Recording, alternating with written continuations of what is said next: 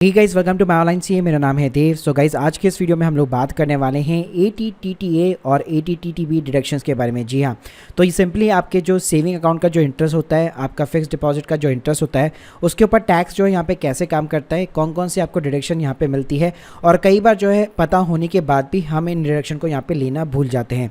तो आज के इस वीडियो के अंदर मैं आपको प्रैक्टिकल तरीके से दिखाने वाला हूँ कि ये डिडक्शन कहाँ पर अवेलेबल होती है, कैसे दिखानी होती है, और गाइस ये डिडक्शन स्पेशली किन किन लोगों के लिए यहाँ पे अवेलेबल है। वीडियो को शुरू करने से बताना चाहूँगा, अगर आप लोग अपनी टैक्स कंसल्टेंसी बुक कराना चाहते हैं या किसी टैक्स एक्सपर्ट से अपनी ITR फिलअप कराना चाहते हैं, लिंक जो है आपको सिंपली डिस्क्रिप्शन बॉक्स में मिल जाएगी। तो चलिए गाइस शुरू करते हैं। तो गाइस सबसे पहले बात करते हैं हम लोग ATTTA के बारे में। तो देखिए, इंडिया के अंदर कोई भी पर्सन क्यों ना हो, अगर उसका सेविंग अकाउंट के ऊपर जो भी इंटरेस्ट है वो यहाँ पे टैक्सेबल रहता है, लेकिन उसके ऊपर आपको 10,000 रुपीज़ पर ईयर की डिडक्शन मिलती है।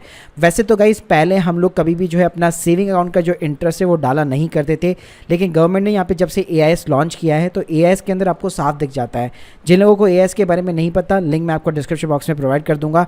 तो गाइस जैसे जब भी कोई भी पर्सन अपना AIS चेक करता है, उसको हमेशा interest from the saving account यहाँ पे जरूर दिखाई देता है। तो गाइस आपका जितना भी यहाँ पे सेविंग अकाउंट के ऊपर इंटरेस्ट होता है, उसके ऊपर हर पर्सन को इंडिया के अंदर 10,000 रुपीज़ की यहाँ पे डिडक्शंस मिलती है। लेकिन गाइस कई बार क्या होता है, जैसे आप देखेंगे, जैसे आप मान लीजिए ग्रॉस टोटल इनकम में जाएंगे और जब आप अपनी इनकम वगैरह फिलअप कर रहे होंगे तो आपको ऑटो फिलअप जो है इंटरेस्ट फ्रॉम सेविंग अकाउंट यहाँ पे मिल जाता है। प्लस आप अपने AIS के थ्रू भी यहाँ पे क्रॉस चेकआउट कर सकते हैं।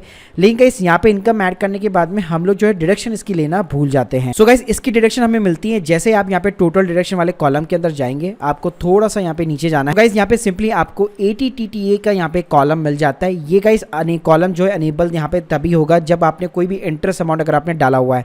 तो गाइस सिंपली इसके ऊपर आपको क्लिक करना है। तो अगर देखिए, अगर मेरे 50,000 रुपये का इंटरेस्ट है तो ऐसा नहीं है कि यहाँ पे मैं 50,000 रुपये लिखूंगा तो 50,000 की डिडक्शन मिलेगी। तो आप देख सकते हैं मैक्सिमम जो लिमिट है वो जस्ट 10,000 रुपीज़ की है। मतलब इंडिया के अंदर अगर कोई भी पर्सन ATTTA के डिडक्शन लेना चाहता है तो उसमें मैक्सिमम सिर्फ 10K की डिडक्शन ले सकता है। आपने गाइस बात करते क्या NRI के लिए भी यहाँ पे ATTTA की डिडक्शन अवेलेबल है? तो जी हाँ, NRI भी यहाँ पे क्लेम कर सकता है, लेकिन यहाँ पे कुछ शर्तें ये है कि NRI का केवल जो NRO का सेविंग अकाउंट होगा उसी का इंटरेस्ट के ऊपर ये 10,000 की डिडक्शन अवेलेबल है।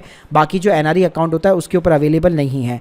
इसके अलावा इस कौन इसको अवेल नहीं कर सकता है? तो जिनकी भी एजेस मोर देन 60 ईयर्स है, मतलब जो भी सीनियर सिटीजन पर्सन है, उसके लिए यहाँ पे ये 10,000 की डिडक्शन अवेलेबल नहीं है, क्योंकि उनके लिए एक अलग से सेक्शन बना रखा है जिसका नाम है ATTTB, जिसके अंदर 10,000 नहीं बल्कि 50,000 रुपये की डिडक्शन उनको यहाँ पे प्रोवाइड कर रखी है। आपने कहीं अगर मैं बात करूँ कि किस टाइप के इंटरेस्ट की केवल डिडक्शन यहाँ पे अलाउ रहती है ATTTA के अंदर, तो यहाँ पे केवल आपका जो bank, post office, cooperative bank, जहाँ पे भी आपका अकाउंट होगा, तो जो सेविंग अकाउंट होगा अल्टीमेटली केवल उसके इंटरेस्ट के ऊपर केवल आपकी ये डिडक्शन एप्लीकेबल है। अगर आप चाहते हैं कि मैं अपनी फिक्स डिपॉजिट का भी जो इंटरेस्ट है वो भी यहाँ पे डिडक्शन ले लूँ, तो वो आप नहीं कर पाएंगे ATTTA के अंदर। तो गाइस कोई भी जो नॉर्मल पर्सन है, जो सीनियर सिटीजन बंदा नहीं है, वो कभी भी जो है अपने फिक्स डिपॉजिट या अपनी रिकरिंग जो डिपॉजिट होती है उसके ऊपर उसको जो भी इंटरेस्ट मिला होता है उसके ऊपर कभी भी ये 10,000 रुपये की डिडक्शन यहाँ पे क्लेम नहीं कर पाएगा। गाइस बात करते हैं हम लोग ATTTB की। तो जैसे मैंने बताया कि जो भी सीनियर सिटीजन है, यानी कि जिनकी भी एज यहाँ पे 60 प्लस है, उनके लिए ये डिडक्शन अवेलेबल है और इसकी लिमिट भी जो है यहाँ पे 50,000 रुपये दी गई है।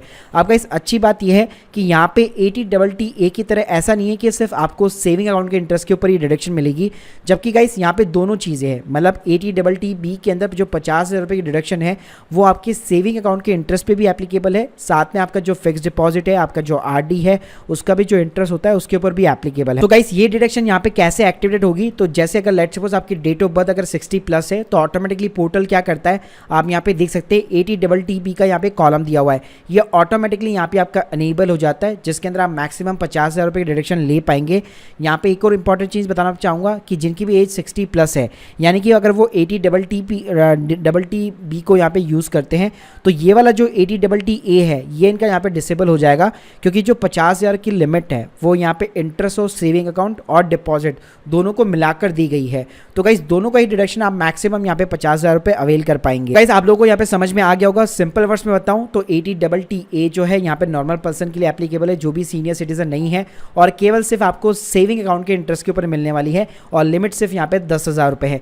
वहीं पे जो ATTTB है वो केवल सीनियर सिटीजन के लिए अवेलेबल है, और प्लस सारे इंटरेस्ट के ऊपर एप्लीकेबल है, चाहे वो सेविंग अकाउंट का हो चाहे डिपॉजिट्स का हो, प्लस इसकी लिमिट यहाँ पे 50,000 रुपये दी गई है। तो guys hope you like this video, please subscribe our channel. अगर आप लोगों की कोई भी डाउट्स है कमेंट सेक्शन के अंदर जरूर बताइएगा। Thank you guys, thank you very much.